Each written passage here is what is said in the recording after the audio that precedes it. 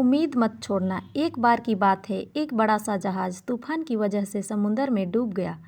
उस जहाज में जितने भी लोग थे वो भी जहाज के साथ डूब गए, एक आदमी को छोड़कर।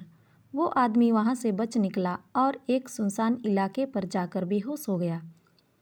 सुबह जब वो होश में आया तब वो देखा कि वो एक सुनसान टापू पर था, जहाँ पर कोई दूर दूर तक नज़र नहीं आ रहा था। वो ऊपर वाले की तरफ देखकर मिन्नतें करने लगा कि मेरी मदद करो, इस सुनसान टापू पर किसी न किसी को भेज दो। वहाँ उसकी मदद करने के लिए कोई नहीं आया। दिन गुजरते गए। वो रोज़ भगवान से मदद के लिए दुआ करता। कुछ दिनों के बाद दुआ करना छोड़ दिया। उसने वहाँ से बच निकलने की उम्मीद खो दी। उसका सब्र टूट चुका था। तभी उसने लकड़ियाँ इकट्ठा की और उसने एक टेंट बनाया। उसने नारियल के पेड़ से बहुत सारे नारियल तोड़े और खाने के लिए मछलियाँ पकड़ने लगा।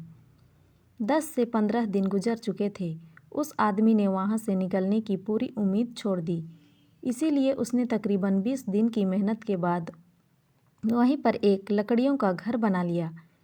एक दिन जब वो जंगल में नारियल तोड़ने गया और वापस आया, वो उसने देखा उसने जो घर बनाया था उसमें आग लग गई और वो पूरी तरह जलकर राख हो गया। तभी उसने ऊपर वाले की तरफ देखा और कहने लगा कि मैंने आपसे मदद मांगी तो आपने मेरी मदद नहीं की।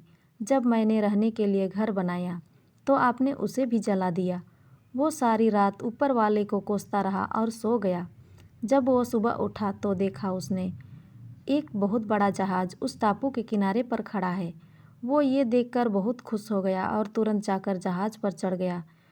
जब उसने पायलट से पूछा कि उन्हें कैसे पता चला कि वह इस सुनसान टापू पर है, तो पायलट ने कहा कि तुमने जो आग जलाकर सिग्नल हमें भेजा था, उसी की वजह से हम इस टापू पर आए हैं। तभी उस आदमी ने कहा, मैंने तो कोई सिग्नल नहीं भेजा था। तभी वो सोचने लगा और उसे याद आया कि रात में जब उसका टेंट जल गया था, जो उसने घर बनाया था वो जल चुका था। शायद उसी की वजह से ये लोग वहाँ पर आए हैं।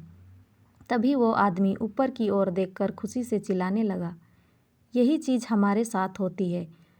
हम हर रोज़ कई सारी प्लानिंग करते हैं। अगर चीज़ें हमारी प्लानिंग के हिसाब से नहीं होती हैं तो हम घबरा जाते हैं।